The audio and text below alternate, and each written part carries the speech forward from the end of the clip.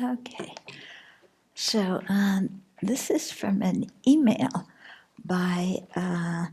written by somebody who is an expat in Rangoon.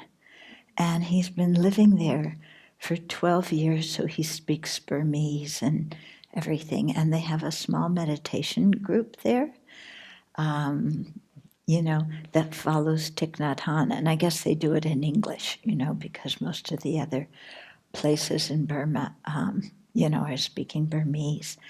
So you'll remember that I spoke about the Rohingya situation a week or two ago. And so he's writing in relationship to that. Okay? He has about 3 questions in here, so I may not finish today. So he said, rumors here, because I had commented that we receive very different news. Some saying that the Buddhists are harming the Rohingyas, others saying that the Rohingyas had attacked Buddhist police stations. Actually, they're both true. But he said, rumors, hearsay, accusations of disinformation and misinformation have been rife in Burma for decades, and social media like Facebook have perhaps made matters worse. Okay, and so we need to really do a lot of investigation about what's happening. Then he continued, I wanted to emphasize, however, that even if there has been some manipulation of stories and images, there is nevertheless deep abiding prejudice against Muslims amongst a lot of people here. So he's lived there for 12 years, he knows, and he knows the language. Some say that the colonial experience, when the British encouraged large numbers of people from the Indian subcontinent to move to Burma and run the colony for them, is the source of the problem. So that surely influenced the situation. You have a lot of, people coming in from India into Burma. Even some meditation teachers. Yeah. Others argue that Muslims can't be assimilated, and since they don't donate to the monks like the Chinese immigrants do, they have become socially unacceptable. Now, that could be true, but that is like a horrible reason for mistreating them. That's not the way to go. So he says, we have been grappling with the question, do we have unrealistic expectations of Buddhist practitioners in Burma and other countries? Few Buddhist countries have good human rights records. Not Burma, not Thailand, not Cambodia, not Laos, not even Bhutan, when you think of the treatment of the Nepali refugees there. But in the same way, when there are refugee crises in Europe and the US, is the government and the actions of the people there Christian, according to Christianity or not? And we can see in the country right now, a lot of the way, there's a lot of people who are good Christians who are really taking in the refugees, and there's a lot of people claiming to be religious, but certainly having a lot of discrimination and prejudice against people of other religions and other cultures. So, here's, to go back to his question, do we have unrealistic expectations? Well, what religions teach wonderful values and wonderful principles, and they're things that we really want to live up to and embody. Good ethical discipline, forgiveness, kindness, love, compassion, and so on. But we have to remember that every religion sets an ideal, and the people who practice it are ordinary human beings. So when people ask this kind of questions, I usually reply, well, not all Buddhists are Buddhas, and not all Christians are Christ. So there you have it. It's like we have these and even if you're a secular person, it doesn't matter. Everybody respects love and compassion and tolerance and forgiveness and so on.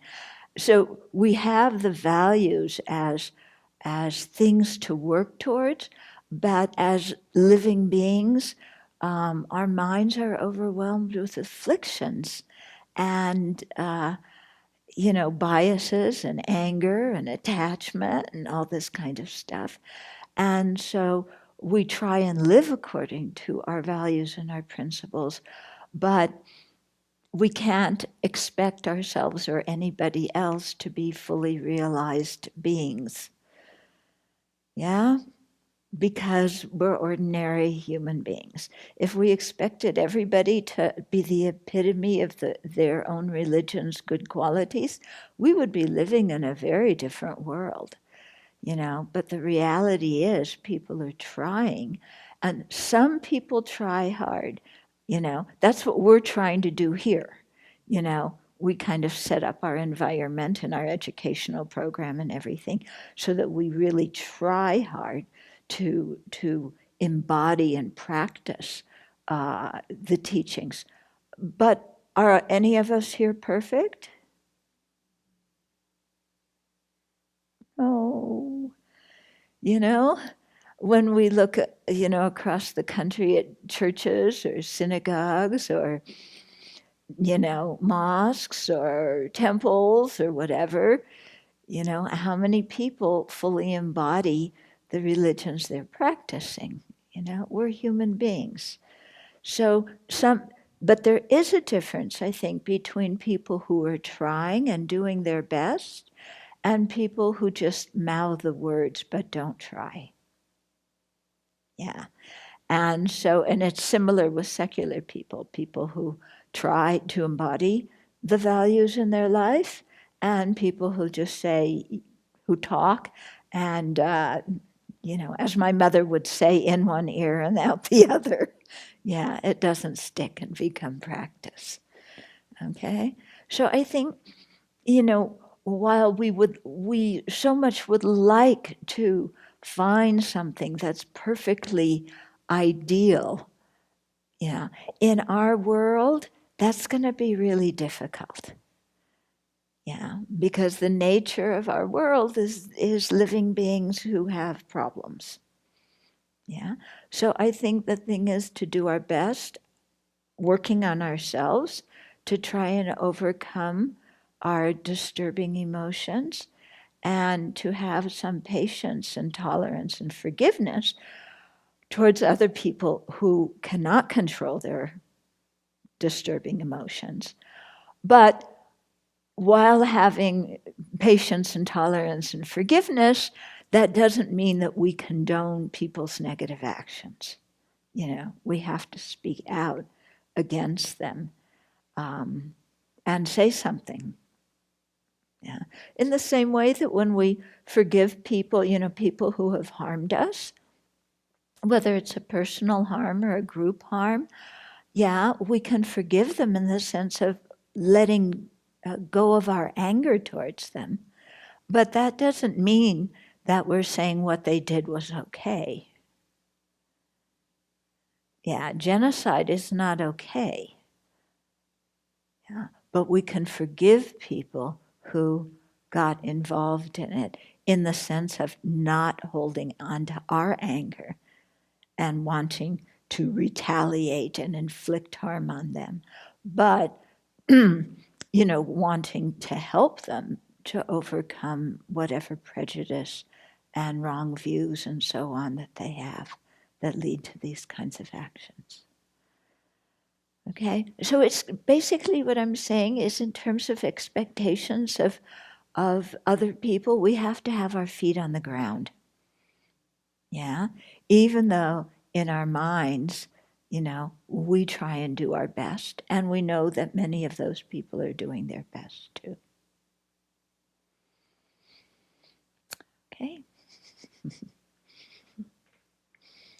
So then there's 2 more questions. I'll cover those, not tomorrow, but Monday and Tuesday.